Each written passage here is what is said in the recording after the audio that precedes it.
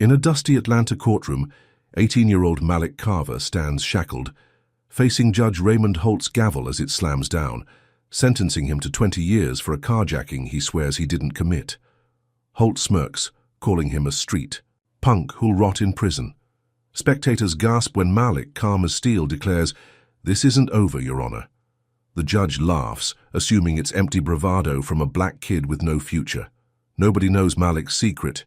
He's a legal prodigy. Hours later, the courthouse burns down and Malik vanishes. What happens next? Before we dive in, let us know where you're watching from, and if you stand for justice against all odds, hit like and subscribe, because tomorrow's episode will blow your mind with twists you won't see coming. Malik Carver was a wiry 18-year-old with a chipped front tooth and a mind sharper than a razor. Born in a crumbling Atlanta neighborhood where the air smelled of exhaust and desperation. His home was a sagging duplex on Carver Street, named after some distant ancestor nobody remembered, where roaches skittered across cracked linoleum, and the walls echoed with the hum of a TV that never turned off. His aunt, Loretta Banks, a 42-year-old court clerk with tired eyes and a smoker's rasp, raised him after his mom overdosed when he was 6. Loretta worked nights at the Fulton County Courthouse, slipping home with dog-eared law books she borrowed from the records room, their pages yellowed and smelling faintly of mildew. Malik devoured them like they were comic books, sprawled on a mattress with springs poking through, scribbling notes on napkins with a pencil stub. By 12, he could recite the Fourth Amendment verbatim, his voice steady as he traced the words, with a grubby finger.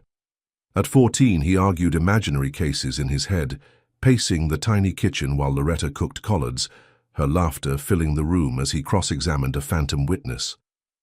By 16, he was a ghost in his own life, dodging gang recruiters who flashed knives and promises of cash, their voices low and urgent outside the corner store. He'd shake his head, hands stuffed in his hoodie, and keep walking, his mind on statutes, not street cred. School bored him, teachers droning about algebra while he sketched courtroom layouts in the margins of his notebook. But he aced every test anyway, his grades a quiet rebellion against the chaos around him. 3 days before that fateful courtroom scene, the sun hung low over Atlanta, painting the sky a bruised purple as Malik trudged home from the quick-stop gas station 2 blocks away. His sneakers slapped the pavement, a plastic bag swinging from his wrist, crinkling with a soda can and a pack of chips. He wore a faded black t-shirt and jeans frayed at the knees, his hair a tight crop that caught the last light. The street was quiet, just the buzz of cicadas and the distant thump of bass from a passing car, until he noticed a shiny Lexus parked crookedly near a dumpster, its driver's door ajar. Curiosity tugged at him, a flicker of the kid who once poked at abandoned bikes in the alley. He slowed, peering inside, the leather seats gleaming under a street lamp. His fingers brushed the door handle, cool metal against his skin, leaving smudges he didn't think twice about. He nudged the door wider, leaning in to glimpse the dashboard, then stepped back, shrugging it off as he headed home. He didn't hear the engine start, didn't see anyone peel away. 10 minutes later, he was halfway down his block when headlights flared behind him, tires screeching as 3 cop cars boxed him in. Blue lights pulsed, painting his shadow jagged against the asphalt. Officers spilled out, guns drawn, shouting, over each other in a tangle of noise that made his ears ring. "Hands up now," one barked, a stocky white guy with a buzz cut and a jaw like concrete. Malik froze, the bag slipping from his grip, soda fizzing as it hit the ground. His pulse hammered, but he raised his hands slow and steady, eyes flicking between their faces all tight with suspicion. "What's this about?" he asked, voice even despite the knot in his gut. The buzz-cut cop smirked, holstering his pistol as he yanked Malik's arms down, snapping cuffs tight enough to bite skin. "Grand Theft Auto, kid. You're done." Malik blinked, the words sinking in like cold water. "I didn't steal anything," he said, but they shoved him toward a cruiser, his sneakers dragging as he twisted to look back at the Lexus, now surrounded by yellow tape 2 blocks away. "That car? I just touched it." The cops laughed, a harsh barking sound that echoed off the brick walls. "Tell it to the judge, genius," another said. a lanky guy with a mustache slamming the car door as Malik's head grazed the frame. At the station, they fingerprinted him, the ink staining his hands black, and booked him on grand theft auto and resisting arrest, though he hadn't struggled once. The evidence was thin, a single print on the door, but they didn't care. Hours later, he sat in a holding cell, the stink of bleach and sweat thick in the air, staring at a crack in the concrete wall. His mind raced, piecing it together.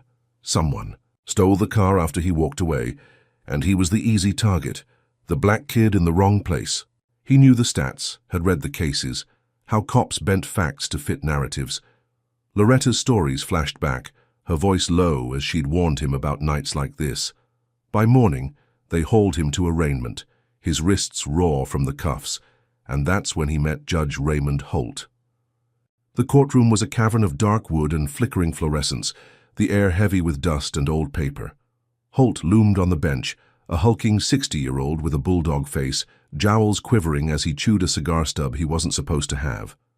His robe strained at the shoulders, and his eyes, small and mean behind thick glasses, fixed on Malik like he was roadkill. The bailiff read the charges, voice flat, but Holt cut in before Malik could speak. "Grand theft, huh? Another punk. Thinking he's untouchable," he drawled, his southern accent thick as molasses. The gallery, half filled with bored clerks and a few reporters, tittered. Malik stood straighter, chin up, meeting Holt's gaze. "I didn't do it, Your Honor," he said, clear and firm. Holt leaned forward, lips curling into a sneer that showed stained teeth. "Boy, you look like every thug I've locked up in. 30 years. Save your breath." The words landed like a slap, the gallery shifting uncomfortably, but nobody spoke up. Malik's jaw tightened, his mind already flipping through legal angles, precedents he'd memorized at 13. Holt didn't know it yet, but he'd just picked a fight with someone who'd been training for this his whole life. The judge set a trial date 3 days out, no bail, and waved him off like swatting a fly. As guards led Malik away, Holt muttered, loud enough for the room to hear, "He'll be crying for mercy soon." Malik didn't flinch, but inside he was burning, plotting, because this wasn't just a case anymore. It was war. Back in lockup, he closed his eyes, breathing slow, picturing the courtroom like a chessboard. He'd grown up dodging bullets and bias, but this was different, a system rigged to crush him. 3 days ago, he'd been a kid grabbing chips. Now he was a defendant facing decades, all because his skin made him a scapegoat. He didn't steal that car, but they didn't need proof, just a story that stuck. Loretta had taught him better, raised him on tales of crooked cops and judges who saw black faces as guilty by default. Malik had listened, learned, and now he'd fight, not with fists, but with the law itself. The cell door clanged shut and he opened his eyes, a faint smirk tugging at his lips. Holt thought he was sentencing a nobody, but Malik was already rewriting the script, and the real trial hadn't even started. The Atlanta courtroom buzzed like a beehive kicked over, its high ceiling stained with water spots, and the air thick with the tang of sweat and cheap cologne. Malik Carver stood at the defendant's table, his orange jumpsuit 2 sizes too big, the cuffs chafing scars from his arrest 3 days prior. His eyes, dark and unyielding, scanned the room, taking in the peeling paint, the jury box with its 12 strangers, and the gallery packed with gawkers whispering behind cupped hands. Above them all sat Judge Raymond Holt, perched like a vulture, his meaty hands folded over a stack of files, his sneer twisting deeper as he stared down at Malik. The clock on the wall ticked past 9, its hands sluggish, as if time itself dreaded what was coming. Holt cleared his throat, a wet, gravelly sound, and leaned into the microphone, his voice booming through the speakers. "Well, boy, you ready to face the music?" he said, dragging out boy until it dripped with venom, a word sharpened by decades of disdain. The gallery tittered, a nervous ripple of laughter from folks who didn't dare meet Malik's gaze. He didn't blink, didn't shrink, just stood there, spine straight, while Holt kept going.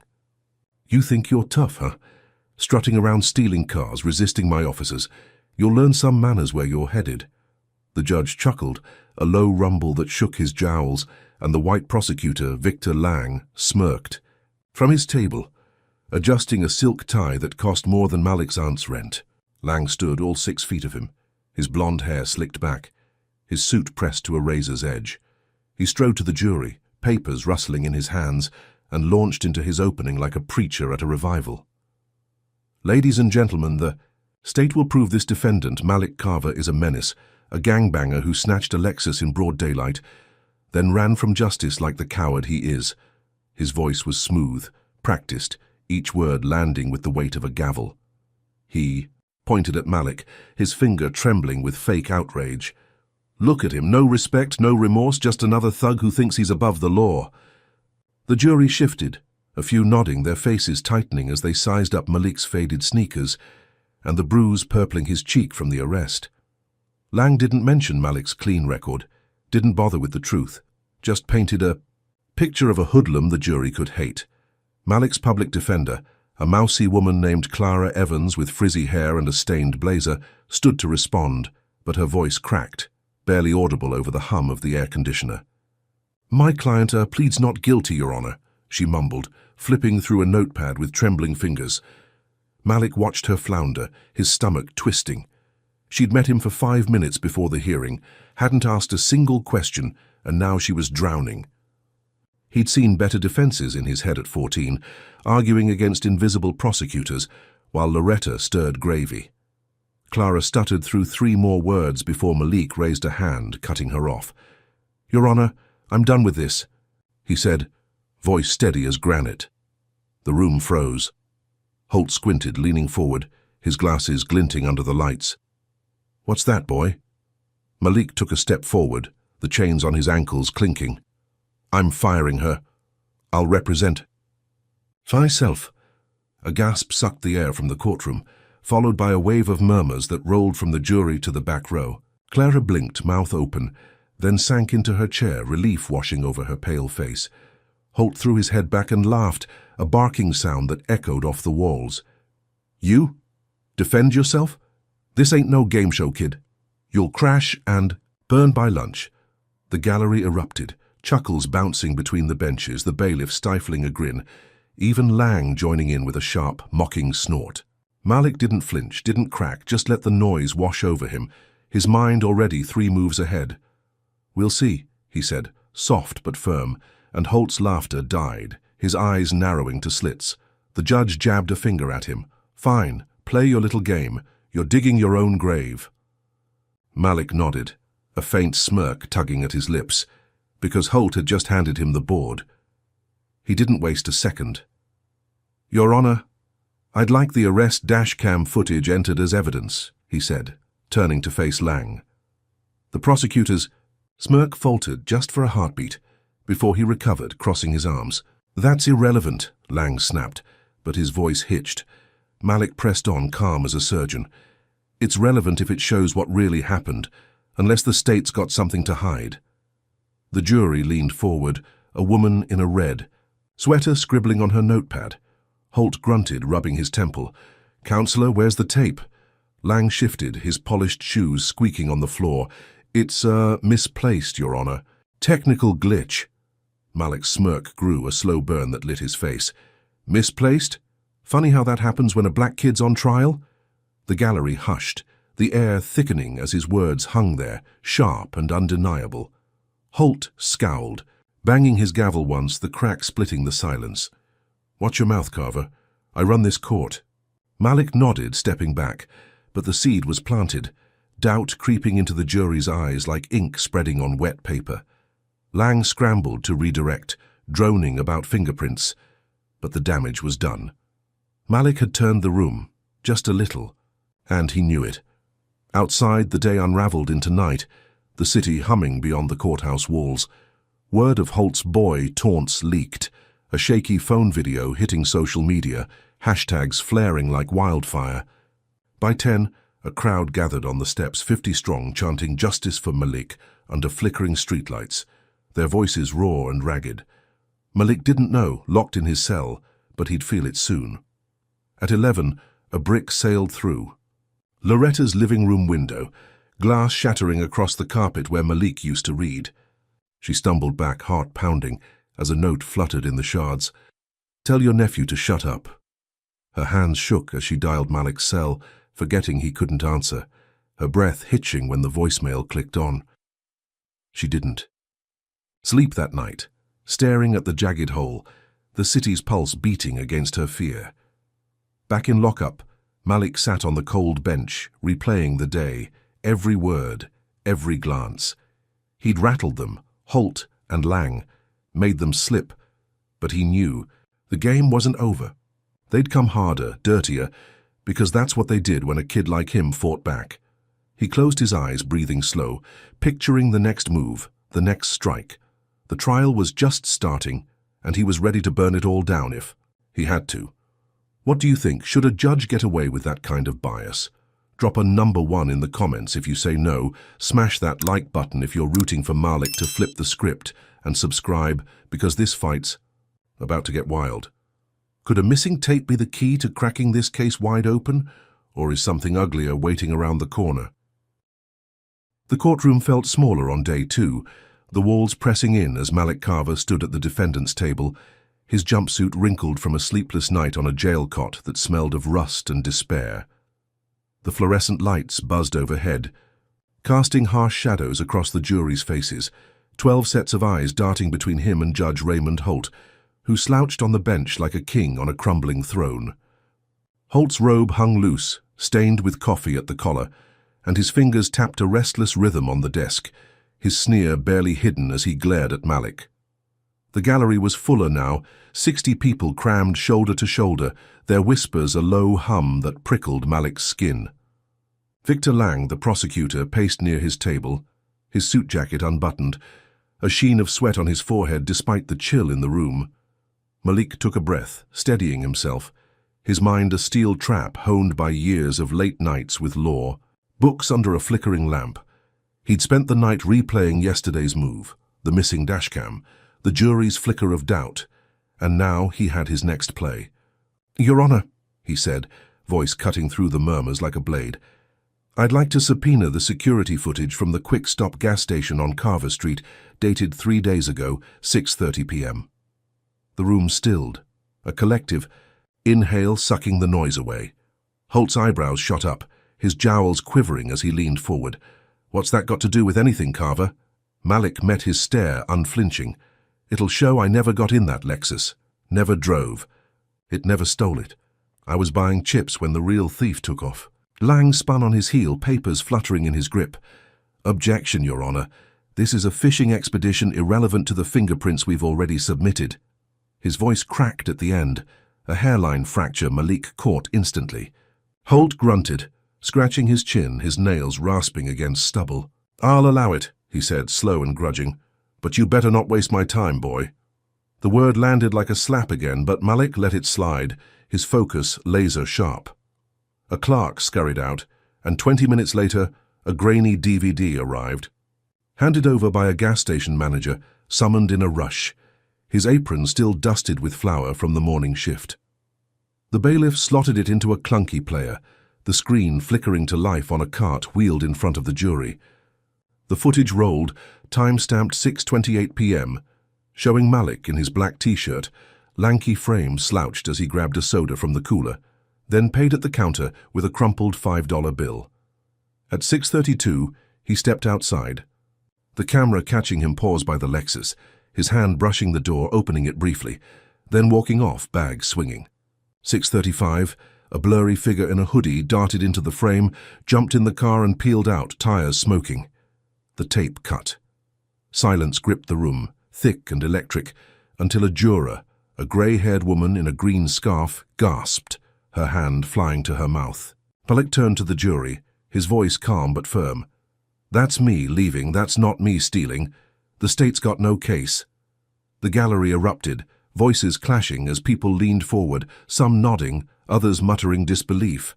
Lang's face flushed red, his tie askew as he scrambled to his feet. "Your Honor, this proves nothing.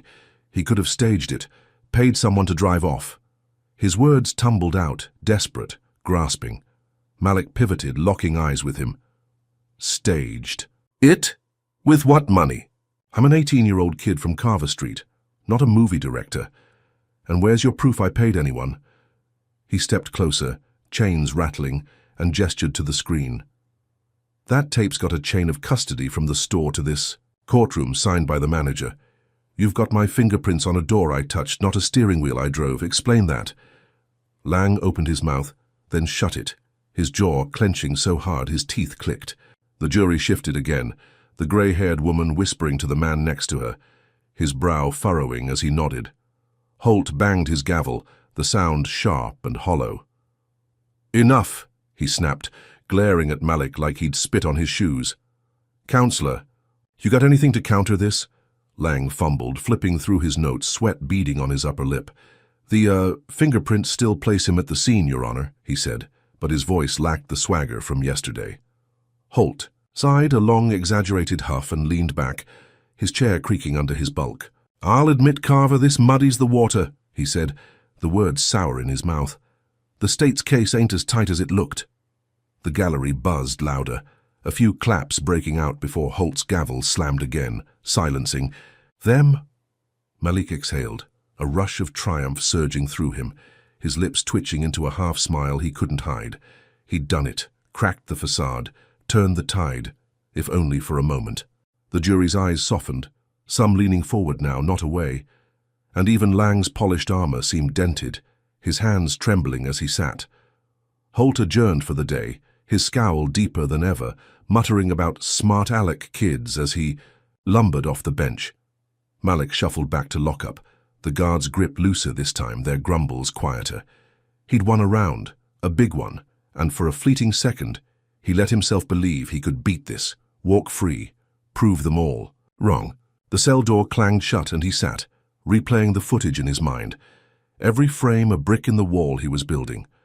Night fell over Atlanta, the city's skyline a jagged silhouette against a moonless sky, streetlights flickering like dying stars. Malik didn't know what was brewing outside, didn't hear the crowd from yesterday swelling to 100, their chants bouncing off the courthouse steps, fists raised against the humid air. He didn't see the news vans parked. On Peachtree, cameras rolling as reporters dissected Holt's bias, the viral clip of Boy now at 1 million views. He didn't feel the shift, the city tilting just a fraction in his favor. But Holt felt it pacing his oak-paneled office 3 miles away, his cigar smoldering in an ashtray as he barked into a phone. "Fix this," he growled to someone on the other end, his voice a low snarl. "I won't let some punk make me a fool." Lang sat across from him, nodding, his tie undone, plotting the next move. They wouldn't let Malik's win stand, not without blood. At 11:30, Loretta Banks sat in her duplex, the TV flickering with a sitcom she wasn't watching, her hands folded tight in her lap. The brick from last night still lay on the floor, the note crumpled beside it, her lungs tight with worry. For Malik. She'd raised him on grit and hope, taught him the law when the world taught him fear, and now he was fighting, her boy, her pride. The clock ticked past midnight when tires squealed outside, headlights slicing through the curtains. She stood, heart lurching, as boots pounded up her steps. The door burst open, wood splintering, and 4 cops stormed in, their badges glinting, under the bare bulb. "Loretta Banks," one barked, a wiry man with a scar over his eye. She nodded, frozen as they shoved past her, overturning the couch, smashing a lamp, ripping drawers from the dresser. "Drug ties," the scarred cop said, smirking as he kicked over a chair. "Your nephew's a dealer and you're in on it." Loretta's voice shook as she stepped forward. "That's a lie. Malik's no criminal." They ignored her, tossing books across the room, law texts Malik loved now splayed in the dust. One grabbed her arm, twisting it behind her back, and cuffed her, her cries swallowed by their laughter. "Tell him to back off, lady," the scarred cop hissed, shoving her toward the door. "This is just the start." They dragged her to a cruiser, leaving the house gutted, a note pinned to the wall with a knife. "Holt sends regards." She sat in the squad car, tears streaking her face, the night swallowing her pleas. Malik's win had lit a fuse, and now the system was burning back, harder, meaner, ready to crush him through the one person he'd die for. Malik Carver woke to the clang of steel doors, his back aching from the jail cot's thin mattress, the cell's damp chill seeping into his bones. Day 3 of trial loomed, but his mind was on Loretta, her voice trembling through a payphone, call at dawn, recounting the cops' raid, her arrest, the note from Holt. His fists clenched, nails digging into palms, as he pictured her cuffed, her home trashed, all because he dared to win. He paced the 6x8 space, concrete cold, under his socks plotting his next move. By 8, he stood before a bored clerk in the courthouse basement, scraping together every dime from a commissary account Loretta had funded with her last paycheck. "Bail for Loretta Banks," he said, sliding 30 crisp 20s through. The slot, his voice tight but steady. The clerk, a balding man with a ketchup stain on his shirt, barely glanced up, stamping papers with a grunt. "She's out in an hour," he muttered, and Malik nodded, relief flickering before the weight of what came next settled in. He vowed to fight harder, not just for himself now, but for her, the woman who'd raised him when the world turned. "It's back." An hour later, Loretta shuffled out of lockup, her graying braids loose, her eyes sunken from a night in a cell that reeked of vomit and bleach.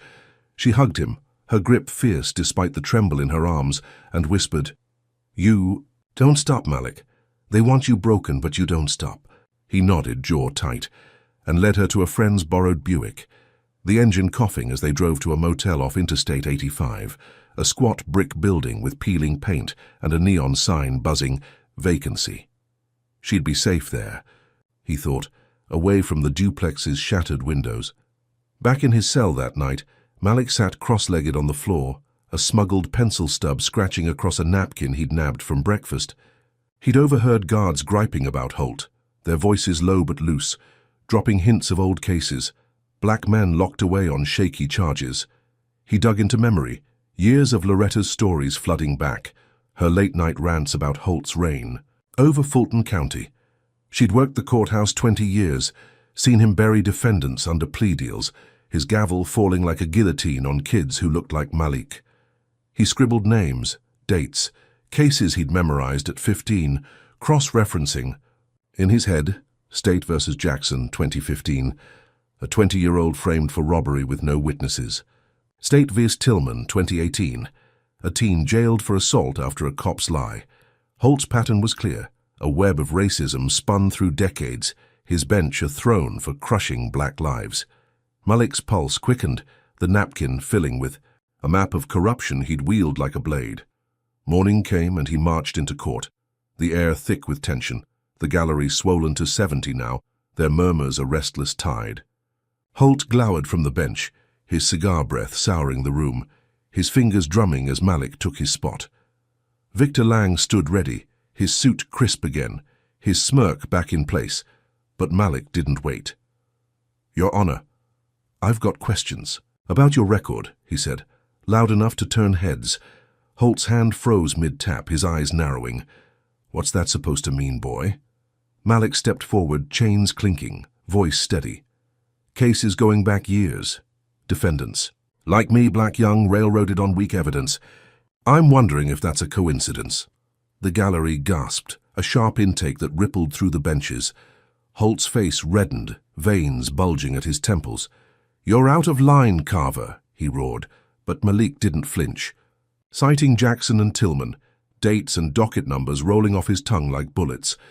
The jury stirred, a man in a plaid shirt scribbling furiously, doubt creasing their faces.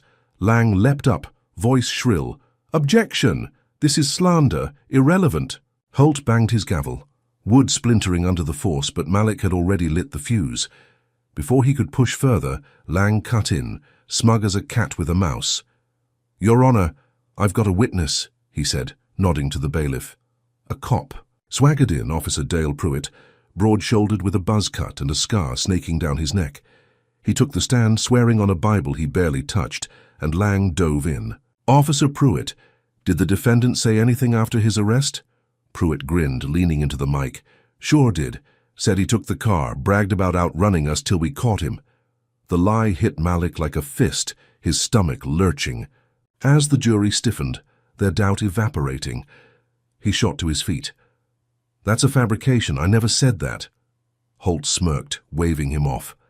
"Sit down, Carver. He's under oath."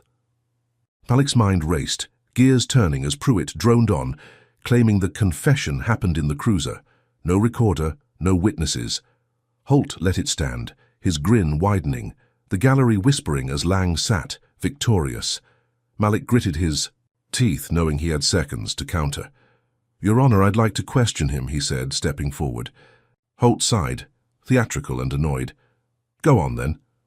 Malik faced Pruitt, eyes locked. "You say I confessed at 7 p.m. in the cruiser?" Pruitt nodded, cocky. "Yeah, right after we nabbed you." Malik's voice sharpened.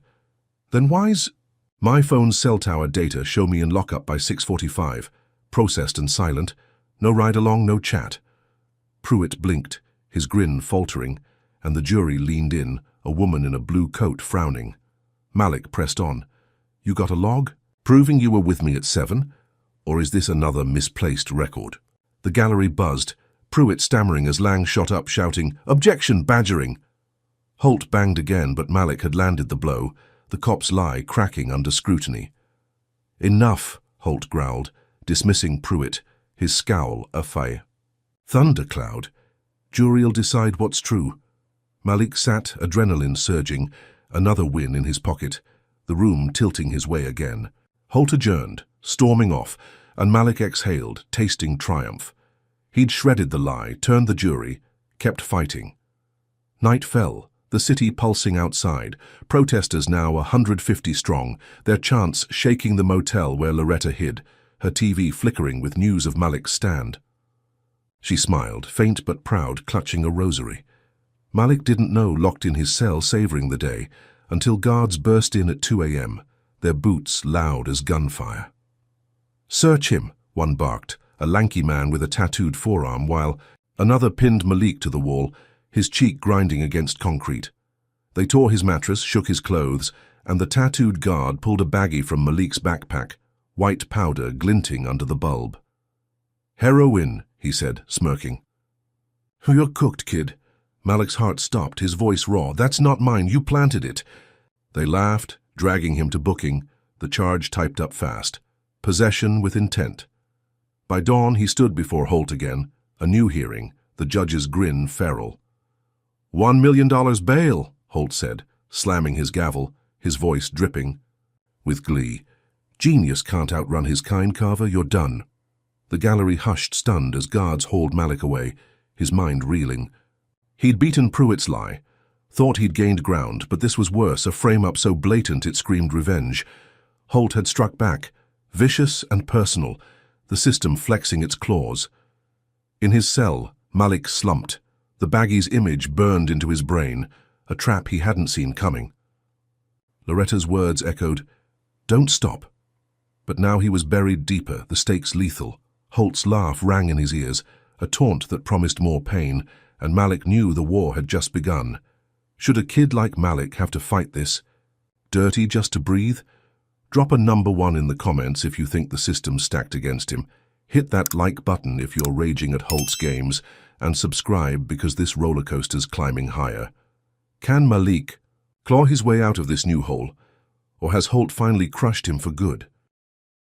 Malik Carver sat in his cell, the walls closing in tighter with every tick of the clock he couldn't see, the air stale with the funk of unwashed bodies and the faint tang of bleach. Day 4 of his nightmare, and the heroin frame-up still burned. In his gut, $1 million bail chaining him to this concrete box while Loretta hid in a motel, her life upended by Holt's wrath. His shoulder ached where the guard had slammed him during the search, a dull throb that matched the pulse of rage in his chest. The baggie wasn't his, planted by Holt's goons, and now the system had him pinned, a black kid from Carver Street marked for life. He couldn't wait for trial, couldn't trust the jury to see through the lies, not with Holt stacking the deck. He needed out, needed leverage, and he needed it now. Morning light seeped through a slit window, grey and weak as he paced, his socks silent on the cold floor. He'd overheard a guard yesterday, a rookie with a nasally whine, griping, about the jail's ancient phone system, how inmates sometimes jimmied it to call out. Malik's mind latched onto that, gears turning. At 18 he'd never hacked a thing, but he'd read about it, devoured tech manuals Loretta brought home alongside law books, his curiosity a sponge for anything that could tilt the odds. He'd made a friend last year, Tyson Reed, a skinny, 19-year-old with a gap tooth and a laptop full of pirated software met at a library coding workshop. Malik crashed on a whim. Tyson bragged about breaching firewalls, his fingers dancing over keys like a pianist, and Malik had his number. Burned into memory. Now he needed that skill. At 9, a guard slid breakfast through the slot, a tray of grey oatmeal and a bruised apple, but Malik barely noticed. His eyes on the guard's belt, a burner phone dangling loose in a pouch. He waited, heart pounding, until the guard turned, to yell at another inmate banging the bars. Malik lunged, silent as a shadow, snagging the phone with a flick of his wrist, tucking it under his shirt before the guard spun back, oblivious. "Eat up, Carver," the man grunted, stomping off, and Malik exhaled, the plastic warm against his skin.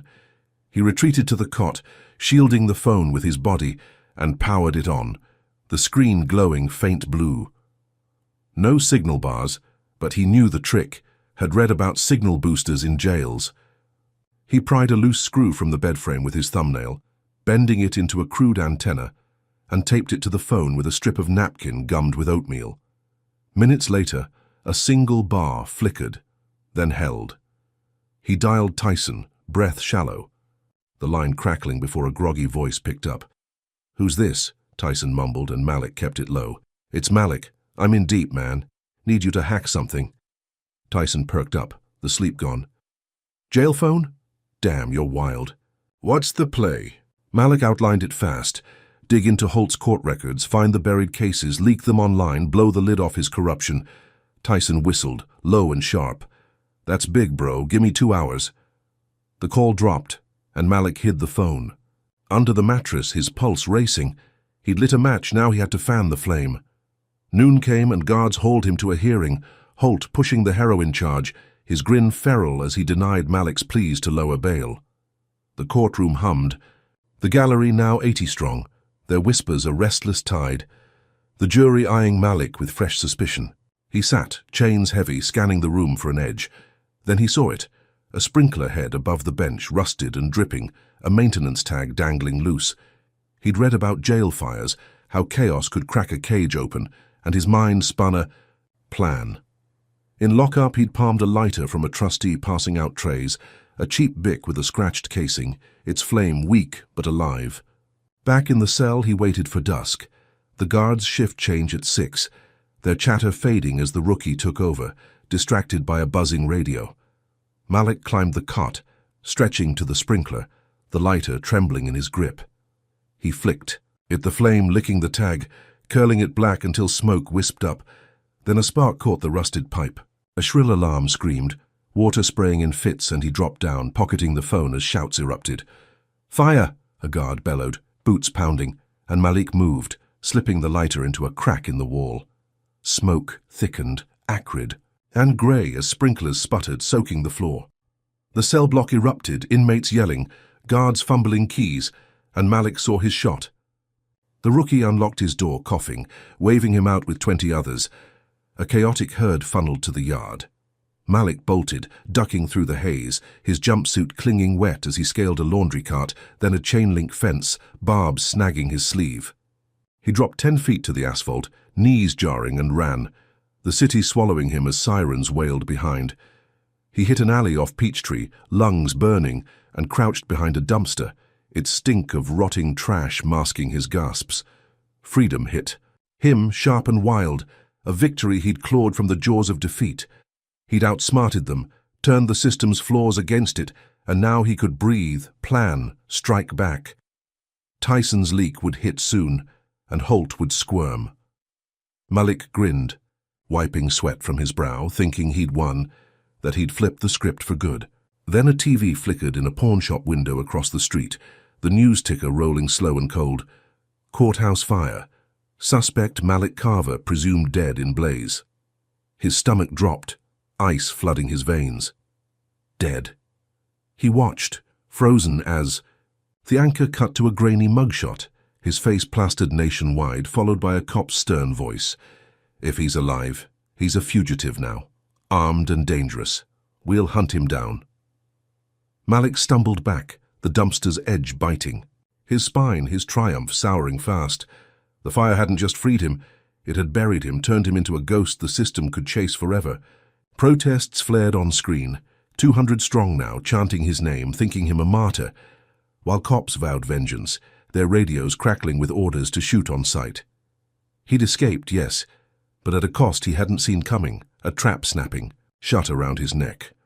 Holt's voice echoed in his head, that mocking laugh from day one, and Malik knew the judge had played this too, twisted his win into a noose. He sank lower, the alley's shadows swallowing him, his mind racing for the next move. Tyson's leak was out there, brewing, but now he was a dead man running, every step a gamble, every breath a fight. The city loomed, vast and hostile, its pulse a drumbeat of danger he couldn't outrun.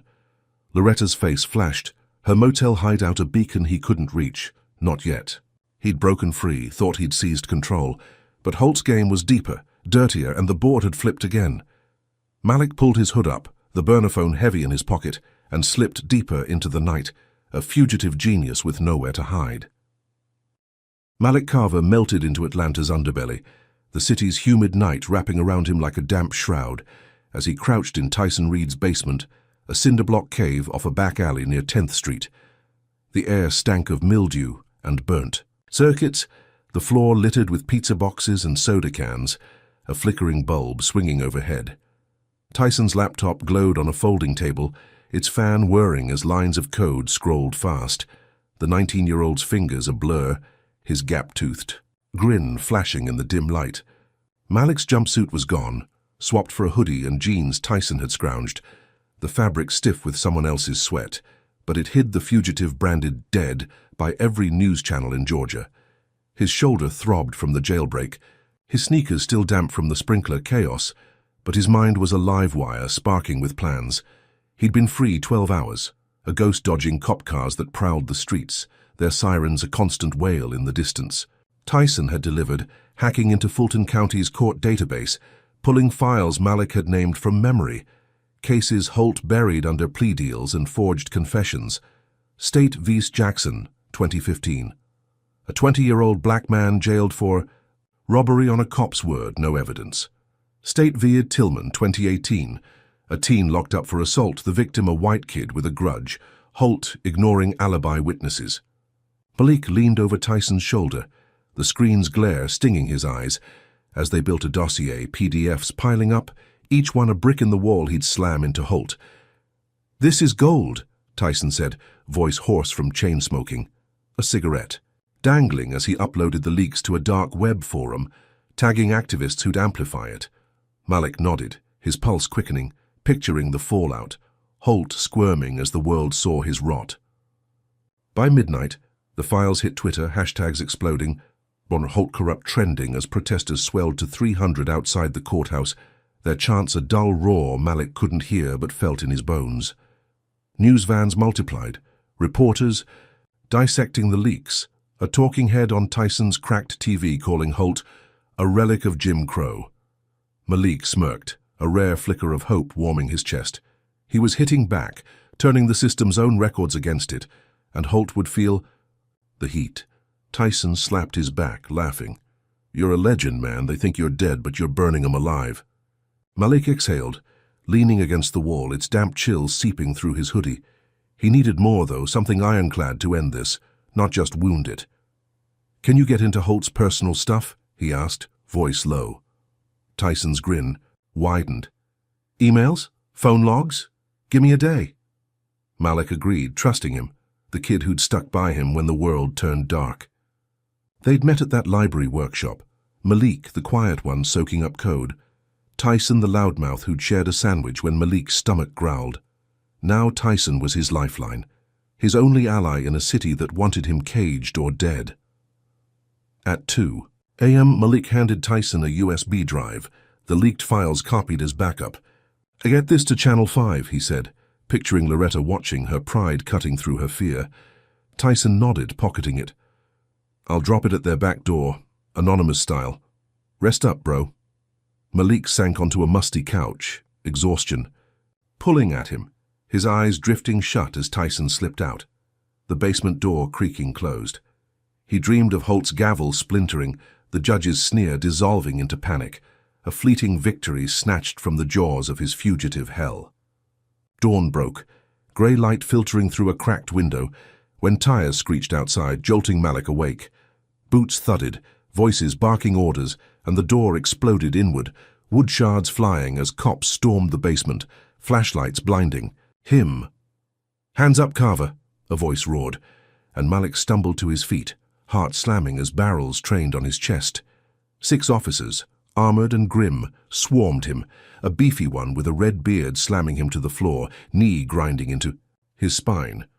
"Thought you were dead, huh?" the cop snarled, wrenching Malik's arms back, cuffs biting deep. Pain flared, his shoulder screaming.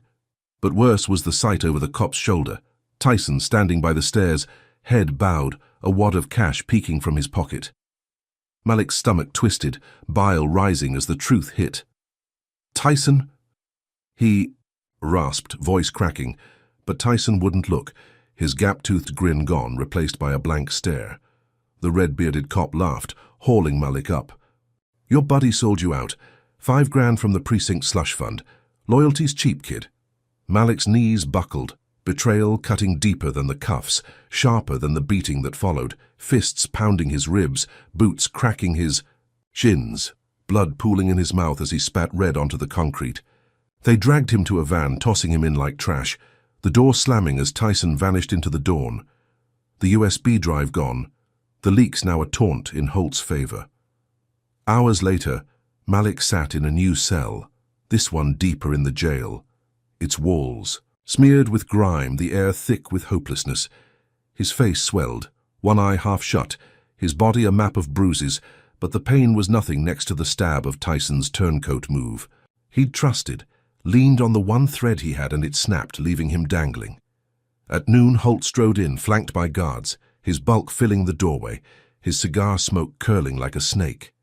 "You're nothing but a ghost now," he whispered, voice low and venomous, his grin a slash of triumph. "Thought you'd burn me. I've been playing this game since before you were born." He leaned closer, breath hot on Malik's face. "Arson. Murder. That's what's coming. A guard died in your little fire. You're finished." Malik stared back, blood crusting his lip, his mind reeling. Murder? The fire hadn't killed anyone. He'd seen the guards run, but Holt didn't care about truth, only winning. The judge straightened, chucking softly. "Jury's gonna love this. A dead cop, a fugitive thug. You're a headline now, Carver, and it's all mine." He turned, robe swishing, leaving Malik slumped against the wall, the cell door clanging, shut with a finality that echoed in his skull. The charges hit by afternoon, a guard sliding a rap sheet under the slot. Arson, first-degree murder, the guard's name listed as John Doe, a lie so bold it screamed Holt's hand. Malik's breath hitched, the weight crushing him. His win with the leaks drowned in this new flood of fabricated guilt. Protests raged outside, 400 voices now, their fury shaking the jail's foundation, but inside, Malik was alone. Tyson's betrayal a knife twisting deeper with every replay. He'd built a case, risked everything only to be sold out for pocket change, the system's claws sinking into his flesh. The jury from yesterday, the ones he'd swayed, would see this turn against him, Holt's narrative swallowing his truth. He clenched his fists, nails drawing blood. The basement's betrayal looping in his mind, Tyson's blank face a ghost he couldn't shake. He'd escaped, struck back, but now he was deeper, the hole darker, Holt's laughter a soundtrack to his fall. Loretta's motel flickered in his thoughts, her safety a thread he clung to, but even that felt fragile. Holt's reach stretching further than he'd feared. He slumped, head against the wall, the fight still in him, but buried under this new weight, a fugitive framed beyond reason, the war tilting against him with every tick of time. Was Tyson's betrayal the end of Malik's hope, or just another dirty trick in Holt's playbook? Drop a number 1 in the comments if you think Malik's been stabbed too deep to recover. Smash that like button if you're screaming at this injustice, and subscribe because this spiral's got more. Turn's coming. Will Malik find a way to claw back from this abyss, or has Holt's shadow finally swallowed him whole? Malik Carver stumbled into the courtroom, his bruised body a testament to the basement beating, every step a jolt of pain through cracked ribs and a swollen jaw that throbbed with each breath. Day 5 of this hell, and the air in the Atlanta courthouse hung heavy, thick with the musk of old wood, and the tension of a gallery now 90 strong, their eyes boring into him as guards shoved him to the defendant's table. His orange jumpsuit hung loose, stained with sweat and blood, his left eye a slit of purple flesh, but his spine stayed rigid, unbowed despite the weight of Holt's new charges: arson, murder, a guard's supposed death in the fire he'd sparked. Judge Raymond Holt loomed on the bench, his bulk spilling over the chair. His robe wrinkled from a night of plotting, his grin a jagged slash of triumph as he stared down at Malik. The jury sat stiff, their faces a mix of fear and disgust, poisoned. By the news ticker branding Malik a cop-killer fugitive, Victor Lang paced, his suit pristine, his voice already warming up for another sermon of lies. Malik's hands, cuffed tight, trembled not from fear but fury, the sting of Tyson's betrayal still raw, Holt's whisper of, "You're nothing," echoing in his skull. He'd lost everything, freedom, trust, hope, but he wasn't done, not yet. The gavel cracked, Holt's voice booming. "Let's wrap this up, Carver. You've got nothing left." Malik sucked in a breath, the pain sharpening his focus, and stood, chains rattling. "Your Honor, I demand a new trial," he said, loud enough to cut through the murmurs, his tone steel despite the rasp in his throat. The gallery gasped, a sharp ripple of shock, and Holt's grin faltered, his jowls quivering. "A new trial?" he barked, leaning forward, his glasses glinting. "You're a murderer now, boy. Sit down." Malik didn't budge, planting his feet. "Not if the state's lying. That guard you say I killed? He's alive. I've got proof." The room erupted, voices clashing as the jury snapped to attention, a man in a denim jacket dropping his pen. Lang spun, his face paling. "Objection! This is absurd!" he shouted, but Malik kept going, his voice rising. "John Doe, the guard who died in the fire. I saw him run out, coughing with the others. No body, no death. Check the payroll." "Records, Your Honor. He's been cashing checks since Tuesday." Holt's hand froze mid-gavel, his eyes narrowing to slits, but Malik had memorized this, pieced it together in the cell while staring at the ceiling, blood drying on his lips. He'd worked the jail kitchen 2 weeks ago, overheard guards griping about pay stubs, John Doe's name sticking because it was fake, a placeholder for a bribe. "Subpoena the records," Malik pressed, turning to the jury, his good eye locking on each face. "Unless the state's scared of what they'll find." The gallery buzzed, a woman in a yellow dress whispering furiously, the sound swelling until Holt banged again, wood splintering. "Silence!" he roared, but his voice cracked, a hairline fracture Malik seized.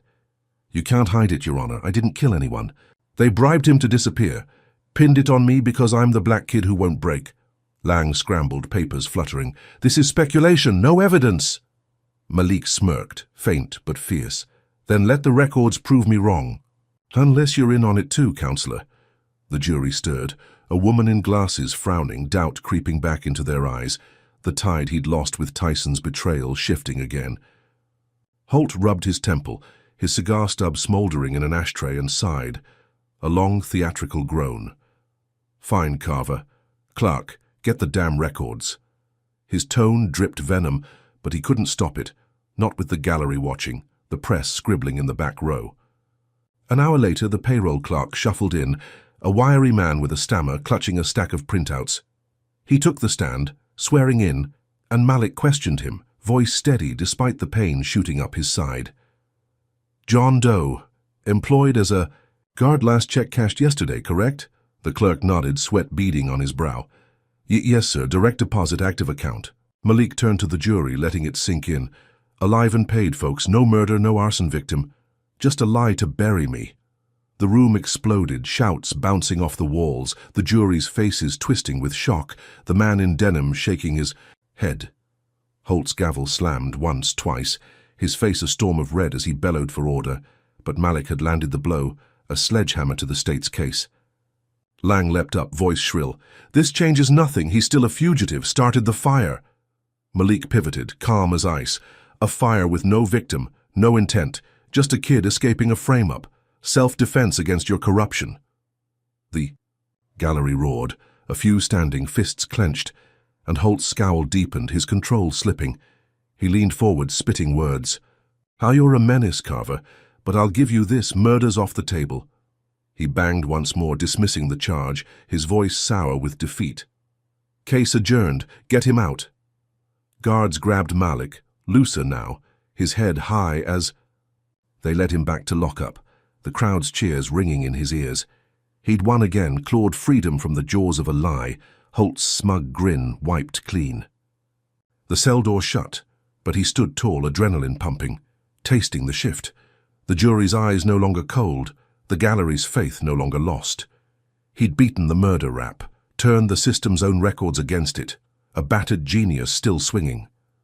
Night fell, the city's pulse quickening as protesters hit 500, their voices a thunderclap outside, news vans beaming Malik's comeback live. He didn't see it, didn't hear the chants, but the air felt different, charged with a spark he'd lit.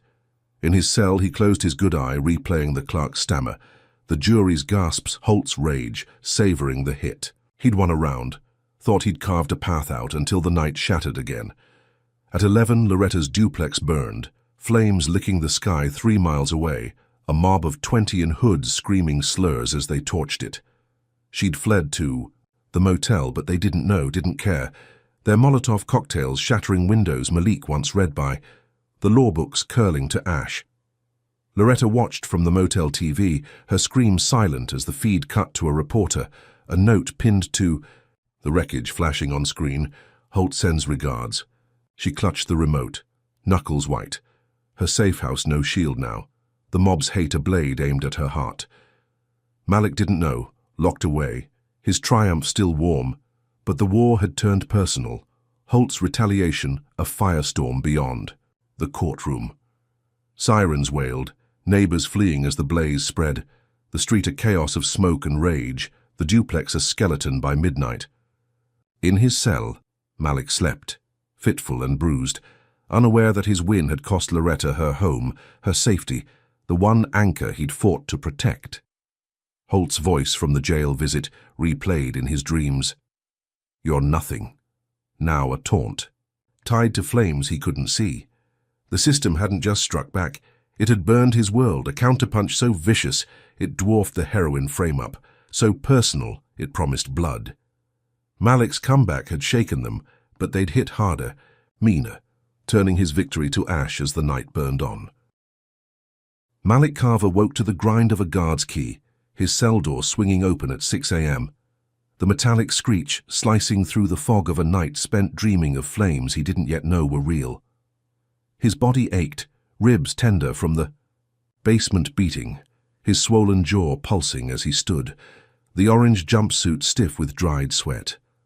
Day 6 of this war, and the murder charge was gone, his courtroom coup still buzzing in his veins, but the air felt wrong, heavy with a threat he couldn't name.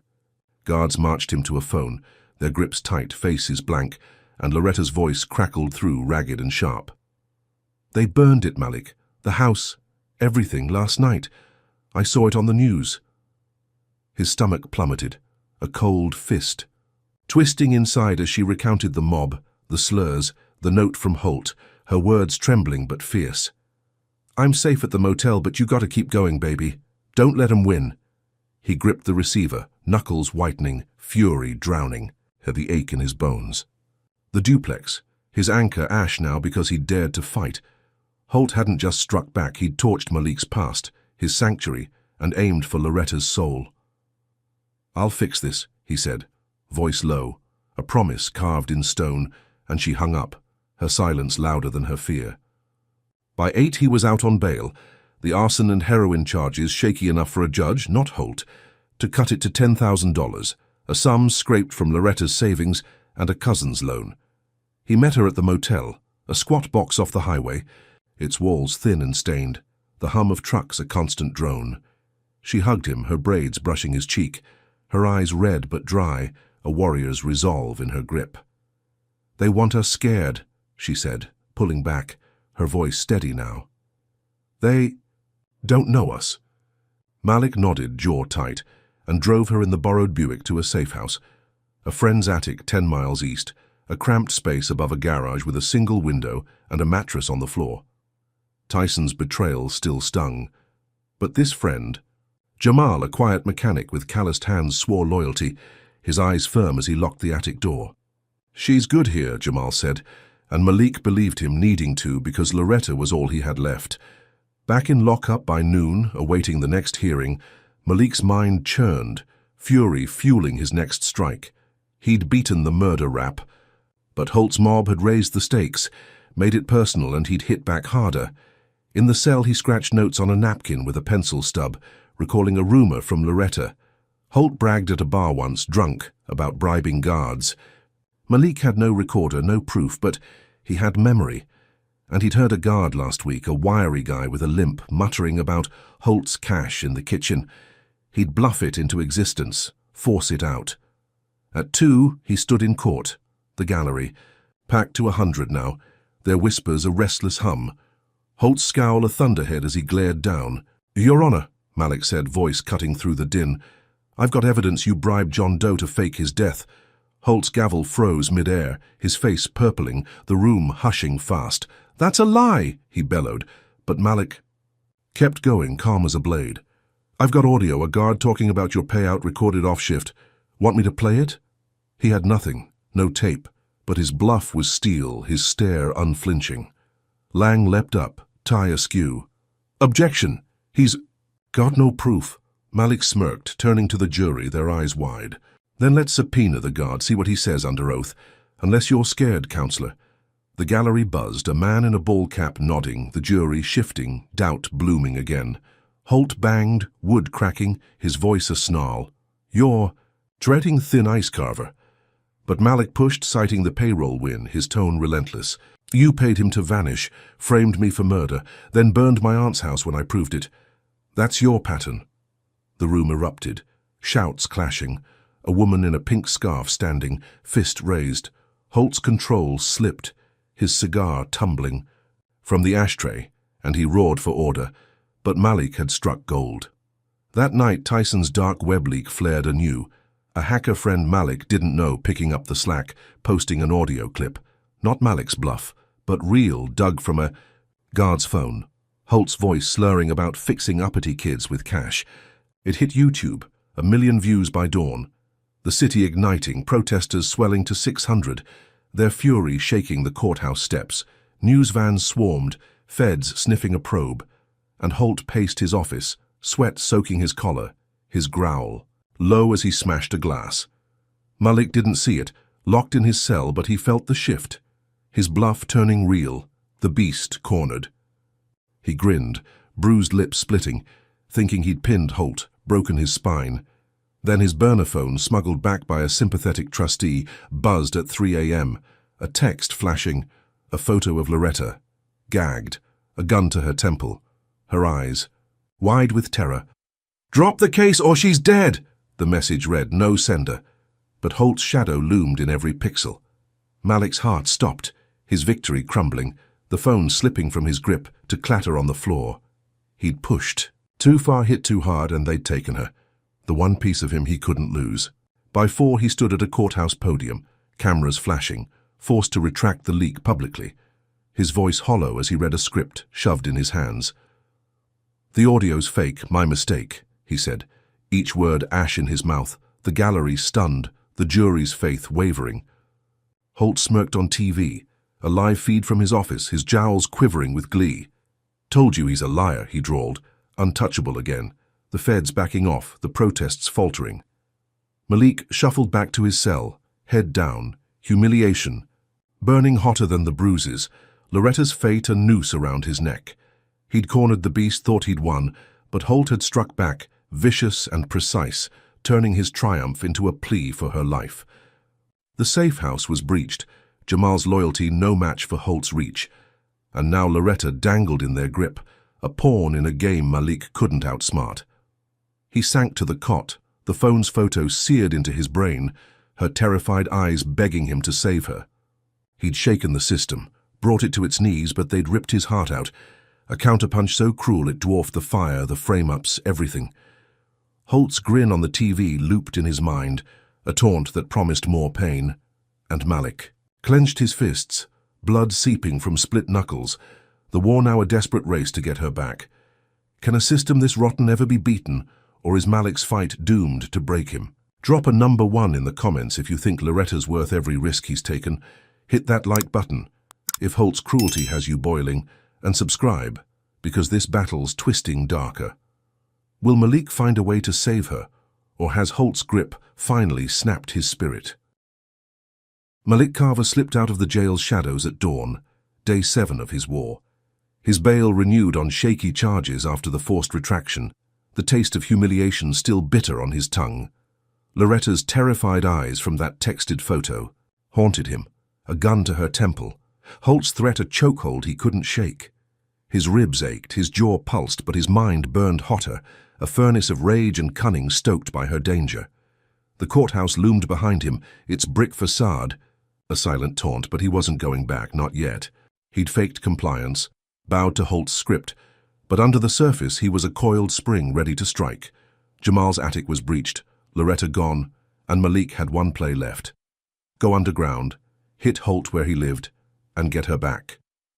By noon he'd ditched the jumpsuit for a janitor's uniform, grey and baggy, snatched from a laundromat dumpster off Ponce de Leon, its collar frayed but clean enough to pass.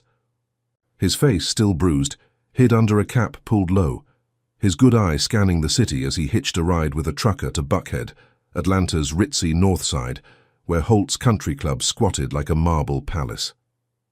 The Peachtree Golf Club gleamed, its manicured lawns stretching wide, a playground for the rich and rotten where Holt bragged over whiskey and cigars. Malik knew it from Loretta's stories, her whispers about Holt's late-night rants there, slurring about keeping the streets clean. He'd infiltrate, record, and bury the bastard, a sting to end this nightmare. At 2, he shuffled through, the service entrance mop in hand, his cap shadowing the swelling around his eye, his limp fake to match the uniform's wear. Staff barely glanced, a black kid in grey blending into the background, invisible to the white suits sipping gin on the veranda. The club buzzed, waiters gliding with trays, the air thick with perfume and cigar smoke, laughter bouncing off oak-panelled walls. Malik pushed his cart, head down, ears sharp, until he spotted Holt in a corner booth, his bulk spilling over a leather chair, a tumbler in one hand, 3 cronies nodding at his every word. Malik edged closer, the mop sloshing water as a cover, his heart pounding but steady.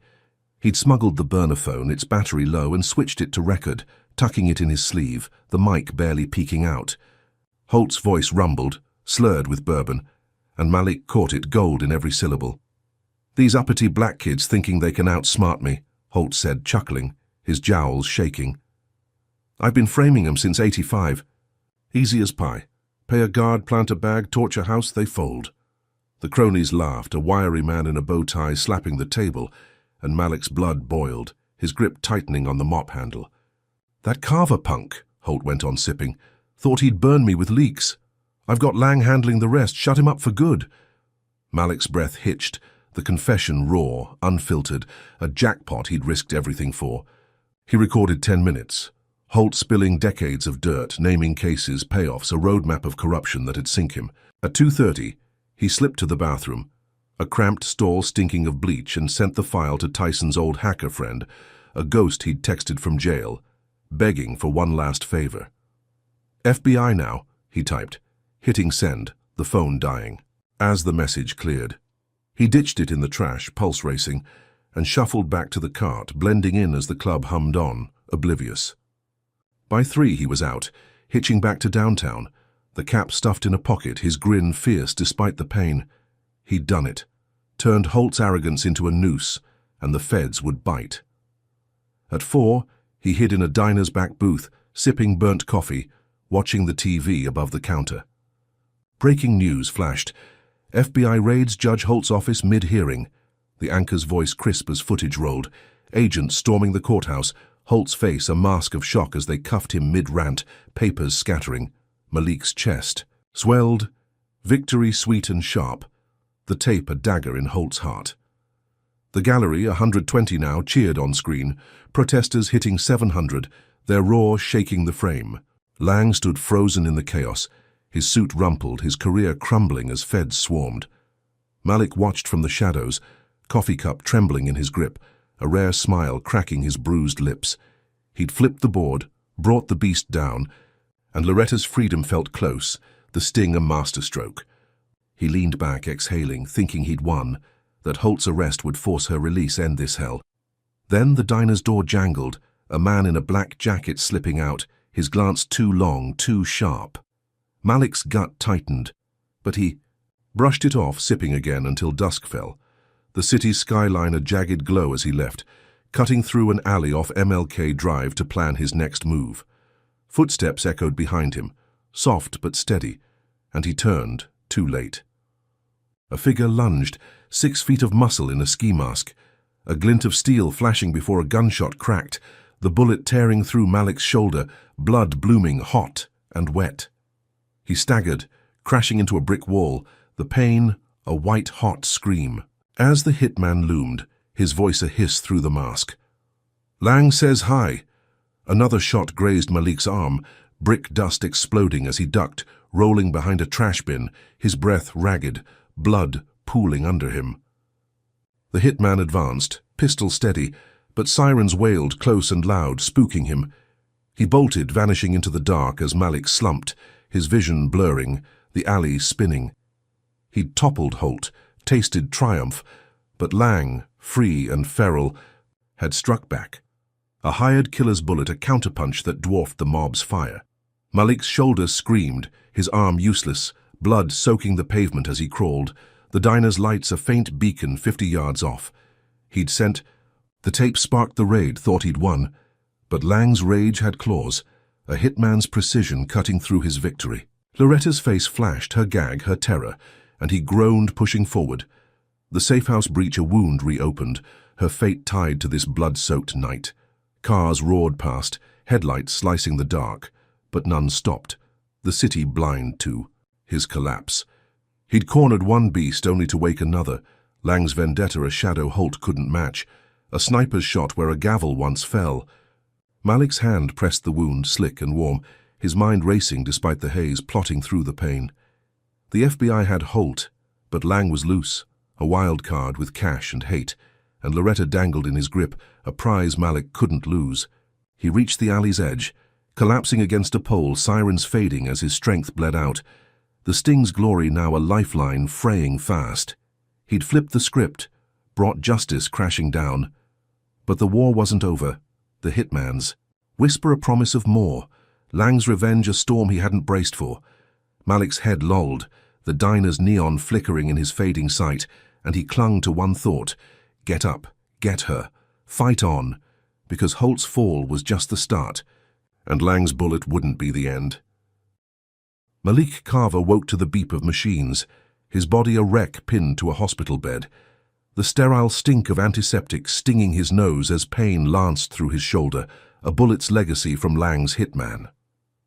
Day 8 of this relentless war, and the room spun, white walls blurring with the haze of morphine dripping through an IV in his arm. His left side was a mess, bandages soaked red where the shot had torn flesh, his right arm grazed and stiff, every breath a shallow rasp past bruised ribs. Cuffs linked his wrist to the bedrail, cold steel biting skin, a guard posted outside the door, his shadow looming through frosted glass. The TV bolted to the ceiling flickered, muted news replaying Holt's arrest. The FBI raid Malik's sting had sparked, a victory now sour as blood on his tongue. Loretta's fate gnawed at him, her kidnapped image a splinter in his mind. Holt's threat alive even as the judge sat in a cell. He'd survived the alley, crawled to the diner's edge where a cook found him bleeding out, screaming for help until paramedics hauled him here, sirens wailing through Atlanta's night. Doctors stitched him up, muttering about luck, but luck felt like a curse with Lang still free, a venomous snake coiled to strike. By noon, the guard stepped in, a burly man with a buzz cut and a sneer, uncuffing Malik long enough for a nurse to check his vitals, her hands quick and gentle, her eyes avoiding his. "You're stable," she said, voice soft, adjusting the IV, and Malik nodded, his throat too dry to speak, his mind racing for a way out. Holt was down, but Lang's hitman had missed the kill shot, and Loretta dangled in their grip, a prize he'd bleed again to save. The guard recuffed him tighter this time and left, the door clicking shut, locking Malik in with his plans.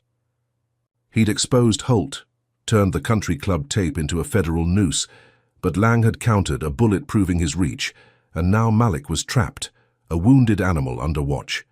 At 2, the TV flared with breaking news, sound cutting in as the anchor's voice filled the room, crisp and urgent. Malik Carver, fugitive turned hero, now confesses to the original carjacking, sources say. His heart stopped, a cold sweat breaking as footage rolled, his voice distorted but clear, admitting, "I took the Lexus, ran from the cops. It's all true." The clip looped, his mugshot flashing, the jury from his trial staring grimly in a split-screen interview, their faith shattered. Malik's jaw dropped, the confession a lie, a forgery so slick it turned his stomach. Lang's work, no doubt, a hacked audio stitch from his courtroom rants, twisted to bury him. Protests outside the courthouse, once 700 strong, faltered. On screen, voices dying as signs dropped, the city's rage flipping to betrayal. Holt's arrest faded, Lang's spin taking root, the public turning, news calling Malik a fraud who'd played them all. He slammed his uncuffed fist into the mattress, pain shooting up his arm, fury drowning the morphine's haze. Lang had struck back, a masterstroke to erase his wins.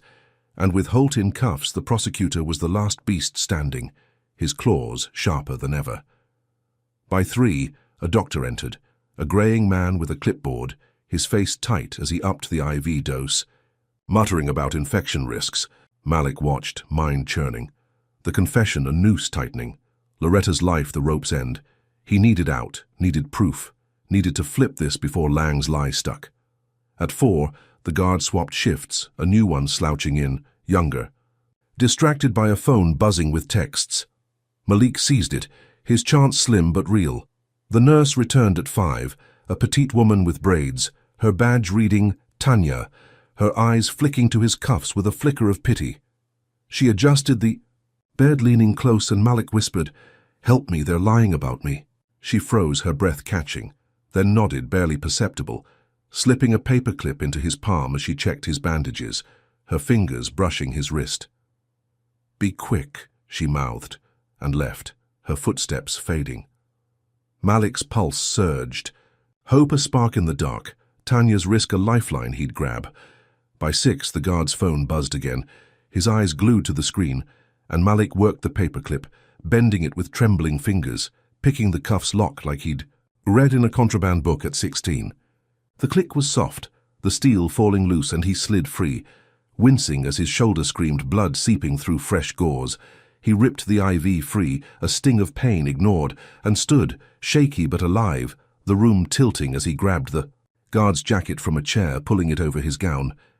The guard didn't look up, thumbs tapping, and Malik slipped out, Tanya's shadow vanishing down the hall, her silence his shield. He hit the stairwell, legs wobbling, blood dripping down his arm, and descended 3 floors. The hospital's hum fading as he reached a service exit, pushing into the dusk, Atlanta's air thick with exhaust and heat. He stole a laptop from a parked van, its window cracked, his good hand clumsy but fast, and limped to a vacant lot off Juniper Street, a patch of weeds and broken glass where he crouched, booting it up.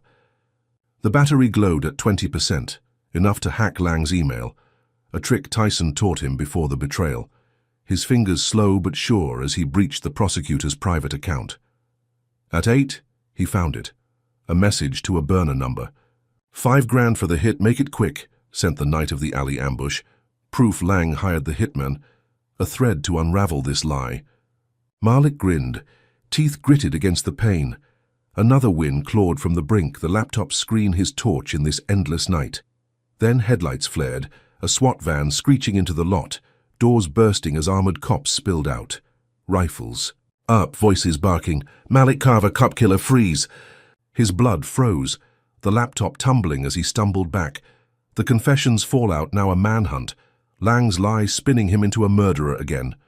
Bullets cracked, grazing the dirt as he dove behind a rusted car, his shoulder tearing open, blood slicking his hand. They'd pinned the guard's death on him again, or worse, a new corpse. Holt's arrest a smokescreen for Lang's endgame. Malik's breath rasped, the laptop glowing 10 feet away. its evidence mocking him as boots closed in, radios crackling with kill orders. He'd survived the hit, hacked the truth, thought he'd turned it, but Lang's claws sank deeper, a SWAT siege dwarfing the alley's terror, the system's weight crushing his every step. Loretta's face flashed, her gag tightening in his mind, and he crawled, dirt caking his wounds, the van's lights blinding as shouts grew louder. He'd exposed Holt, grazed Lang, but now he teetered on the brink, a fugitive twice over. The confession a lie he couldn't outrun. Not yet.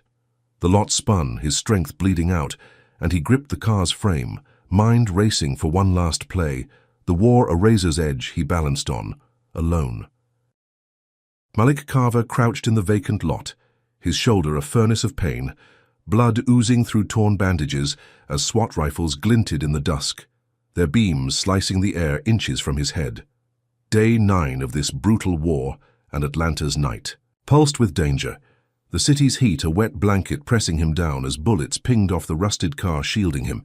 His breath came in ragged bursts, the stolen laptop lying 10 feet away, its screen glowing with Lang's damning email, a lifeline he couldn't reach. The SWAT team fanned out, boots crunching gravel, voices barking orders over radios crackling, with static, "Cop killer, take him down." His heart hammered, the forged confession from the hospital TV looping in his mind, Lang's lie branding him a murderer again, twisting his every win into a noose. Loretta's kidnapped face burned. Behind his eyes her gag a silent scream driving him forward, and he knew this was it. His last stand, a gamble to end this or die trying. He lunged, a desperate roll through dirt and glass, snagging the laptop as a bullet grazed his calf, fire searing up his leg. He scrambled back, hugging the car's frame, blood slicking his hands as he booted the screen, the battery at 5%, flickering but alive. His fingers, trembling but sure, hacked a public Wi-Fi signal from a nearby diner, the connection shaky as he uploaded Lang's email to a live stream, a trick Tyson had bragged about once, now his weapon. The video went live at 8, his bruised face filling the frame, the lot's chaos a backdrop as he spoke, voice raw but steady. "This is Malik Carver, not a cop killer, not a carjacker, just a kid they tried to bury. Victor Lang hired a hitman to silence me. Here's the proof." He tilted the screen, the email glowing. $5,000 for the hit, make it quick. The timestamp damning sent the night of the alley ambush. SWAT froze, their radios buzzing with confusion, and Malik kept going, his good eye locked on the B lens. "They forged my confession, hacked my voice, framed me for crimes I didn't commit. Holt's down, but Lang's the puppet master, and he's got my aunt kidnapped to break me." The stream spiked. 10,000 views in minutes, then 50. 1 million by 8:15, hashtags flaring. The Malik lives trending as the city's pulse quickened. He debunked the confession next, voice sharp despite the blood loss, pulling audio. Analysis from a freeware app on the laptop. Waveforms dancing as he pointed. "See these cuts? My courtroom words stitched together, not a confession, a lie. Check the metadata. It's fake." The SWAT leader, a grizzled man with a scar over, his brow lowered his rifle, squinting at a phone as the stream hit his screen, doubt cracking his resolve. Malik's words flew, millions watching. The diner's patrons spilling out, phones up, filming the siege live. By 8:30, riots erupted, 800 strong outside the courthouse, then 1,000, their chants a thunderclap, "Free! Malik Jail Lang!" Bottles shattered, tires burned, the city igniting as news vans swarmed, anchors stammering over the feed. Malik's chest heaved, victory close, the laptop dying at 2% as he uploaded a final plea. "Find my aunt. Stop Lang, don't let them win." The screen went black and he slumped, blood pooling, thinking he'd flipped it, exposed all, turned the tide for good. At 9 he staggered up, hands raised, surrendering to SWAT, their guns lowering as the leader barked, "Hold fire!"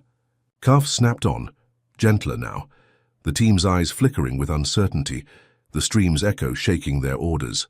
They hauled him to a van, the city's roar deafening, protesters clashing with cops 3 blocks away, sirens wailing as the night burned. Malik's head lolled, his body spent, but his mind clung to the win, the email a dagger in Lang's gut. So the riot's a fist against the system. He'd cleared his name, thought he'd saved Loretta, ended this hell. Then Holt's last card dropped, a blow from beyond the cell. At 10, a grand jury convened, rushed and secret, their faces hidden on a live feed as a new indictment flashed. Treason Malik Carver, for inciting riots to overthrow justice. The anchor gasped. The gallery, now 150, screamed, and Lang appeared free on a technicality, his suit pressed, his smirk feral as he spoke. Carver's a terrorist destabilizing our city with lies. Holt's arrest was a distraction. This is the real threat. Malik, cuffed in the van, saw it on a guard's phone, his stomach lurching. The wind snatched away, twisted into a nightmare. Cops dragged him out, boots slamming pavement, shoving him into a paddy wagon as the feed cut to Holt, still jailed but grinning, a pre-recorded clip. "I warned you. He's chaos," Holt said, his jowls quivering, a puppet string Lang pulled. The wagon rolled, Malik's blood staining the floor. The treason charge a sledgehammer, a lie so wild it dwarfed the confession, the hitman, everything. Protesters scattered, 1,000 voices silenced by tear gas, the riots crumbling under. Lang's spin, the city's faith flipping again. Malik's head hit the wall, pain flaring, the email's truth buried under this new flood, the system's claws sinking deeper, racial hate fueling the charge, a black kid branded a traitor for fighting back. He'd live-streamed the proof, sparked, a reckoning thought he'd won. But Lang's counterattack was a guillotine, Holt's shadow stretching even from a cell. The wagon jolted, downtown looming, the courthouse a fortress as cops swarmed, their shouts a blur. Malik's mind raced, replaying the stream, the email, the waveforms, clinging to the spark he'd lit, now doused by this insane twist. Loretta's fate dangled, her gag tightening in his thoughts. The safe house breach, a wound unhealed, and now treason, a death sentence looming if Lang won. He'd exposed them, turned millions, but the system flexed, bending truth to crush him, a counterpunch, so ruthless it shook his core. The wagon stopped, doors flying open, and cops hauled him out, his legs buckling, blood trailing as they dragged him up the steps, the gallery's gasps a distant echo. Lang stood at the top, hands clasped, his eyes gleaming with victory. Holt's grin mirrored in his stare. Malik's good eye met it, defiance flickering through the haze, his body broken but his will a ember refusing to die. He'd surrendered, cleared his name, thought he'd seized justice, but this treason charge was a beast beyond reason. A racial lie spun to end him, the war tilting to its darkest edge yet. The steps blurred, his blood smearing granite, and he stumbled, the courthouse swallowing him. Lang's shadow a noose he couldn't slip, not yet. Malik Carver stood in a federal courtroom, day 10 of his relentless war, his body a battered shell shackled in cuffs, blood crusting his jumpsuit from the SWAT siege, his shoulder a throbbing knot where Lang's hitman had struck. The air buzzed. With tension, the high-ceilinged room packed with 170 spectators, their breaths a collective hum as fluorescent lights glared down, casting his shadow jagged across the polished floor. Judge Evelyn Tate presided, a stern woman with silver hair and a gaze like a hawk, her bench a stark contrast to Holt's slovenly throne. Malik's legs trembled, his good eye bloodshot, the treason indictment a guillotine poised above his neck, Lang's final lie branding him a terrorist for inciting riots with his livestream. Loretta's kidnapped face haunted him, her gag a silent plea he'd fought to answer, and now he faced life in prison, the system's claws sinking deeper than ever. Raymond Holt took the stand, escorted from his cell, his robe swapped for a grey jumpsuit, his jowls quivering as he smirked, a caged beast still baring teeth. Victor Lang sat at the prosecution table, his suit crisp, his grin feral, untouchable on a technicality despite the FBI raid, his voice smooth as he called Holt to testify.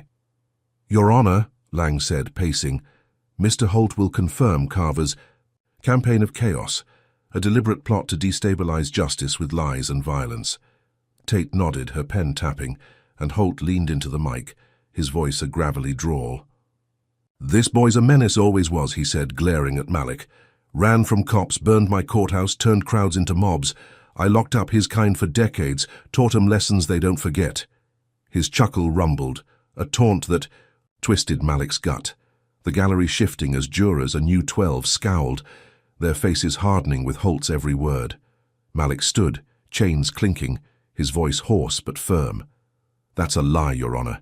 He framed me, burned my aunt's house, kidnapped her to shut me up. I've got proof." Lang spun, objecting. "He's got nothing but stunts." But Malik kept going, his good eye locked on Tate. "I exposed him. The tape, the leaks, it's all real. He's the criminal here." Tate raised a hand, silencing. Lang, her stare cutting through the din. "You've got evidence, Carver? Show it or sit." Malik's heart pounded, his bluff from the club long spent, the laptop lost in the lot. But he nodded, buying time, his mind racing for a thread to pull. Holt laughed, leaning back. "He's got squat, Your Honor. Just a punk who thought he'd outsmart me." The gallery murmured, tension coiling, and Malik's knees buckled. The weight of 10 days, arrests, beatings, bullets, crashing down. He'd live-streamed Lang's email, sparked riots, thought he'd won, but the treason charge dwarfed it all. A racist lie spun to crush a black kid who dared fight back. Then the doors burst open, a figure stumbling in, Tyson Reed alive, his gap-toothed grin wild, his hoodie torn, a USB drive clutched in his fist. The room froze, gasps rippling as guards lunged, but Tate barked, "Let him through." Tyson staggered to the bench, panting, his voice a rush. "I faked it, sold him out for cash, but I couldn't let him fall. This is the real deal." He plugged the drive into a clerk's laptop, the screen flaring to life, and Malik's breath caught, hope surging through the haze. The video rolled, grainy but clear, Holt's face filling the frame, recorded secretly at the country club during Malik's sting, his bourbon-slurred voice unmistakable. "For been framing black defendants since '85, he bragged, cigar smoke curling. "Jackson Tillman, dozens more, planted evidence, paid cops, kept 'em down. Carver's just the latest, thought he'd burn me, huh?" The gallery erupted. Shouts clashing, jurors gaping as Holt lunged from the stand, his cuffs rattling, screaming, "That's fake, you damn liar." His face twisted, spit flying as he roared slurs. "You people always cheat," exposing himself raw, the mask shattering. Before a stunned Tate, Malik's chest heaved, triumph flaring, Tyson's redemption a thunderbolt flipping the board. The judge banged her gavel, wood splintering, her voice a whip. "Order, sit, Holt." He slumped, red-faced, his outburst a confession louder than the tape, the jury's eyes wide with shock, disgust blooming fast. Tate turned to Malik, her tone sharp. "This changes everything, Carver. Speak."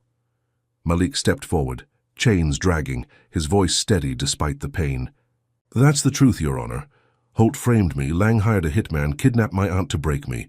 I fought for justice, not treason. That tape's my proof." Lang leapt up, voice shrill. "It's inadmissible, a setup." But Tate cut him off, her stare ice. "It's in, Counselor. Sit." She leaned forward, scanning the room. The gallery's roar a tide she rode. "Case dismissed, charges dropped. Holt, you're facing new counts, Lang. You're detained for investigation." Guards swarmed, cuffing Lang mid-protest, his smirk gone, his suit crumpling as they dragged him out. Holt bellowing slurs until a gag silenced him, his reign ash. Malik stood, stunned, the cuffs falling free as Tate's gavel slammed. The sound a liberation bell, the gallery cheering, 170 voices shaking the walls. He'd won, flipped the script, turned their lies to dust, a genius unbowed by their hate.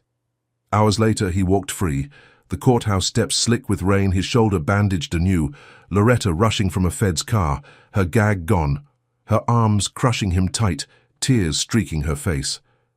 "You did it, baby," she whispered, and he nodded, too raw to speak, the city's pulse a victory drum. Holt's clip looped on newsstands, his confession a viral hammer, Lang's hitman email surfacing as Feds raided his office, the system blinking under Malik's light. At dusk, Holt sat in a cell, his growl muted, staring at bars he'd built for others, while Lang paced a holding tank, his empire crumbling, a fugitive's truth outrunning his cash. Malik met Tate outside, her nod firm as she paused, rain beading on her coat. "You should consider law school, Carver," she said, her voice low, a flicker of respect in her eyes. He smirked, faint but fierce, the idea no suggestion but a path he'd already carved. "I'm just getting started," he whispered. The words a vow, his war won, but his fight eternal. Weeks later, he enrolled at Emory Law, a scholarship in hand, his limp fading, his good eye sharp, the courtroom not his last stand but his first as a predator, not prey. Loretta watched, her duplex rebuilt by donors, her pride a quiet fire, and Malik walked the campus, a legal titan rising, the systems blink his opening to strike again, for every kid like him, every case Holt buried, every lie Lang spun. He'd made them look, made them falter, and now he'd rewrite the game, a genius disguised no more. Malik Carver's journey teaches us that resilience can topple even the most entrenched injustice. Facing a racist judge and a corrupt system, he turned his brilliance into a weapon, exposing lies with grit and ingenuity. His story shows that knowledge, when wielded with courage, can dismantle power built on prejudice, but it's a fight that demands everything, body, mind, and soul.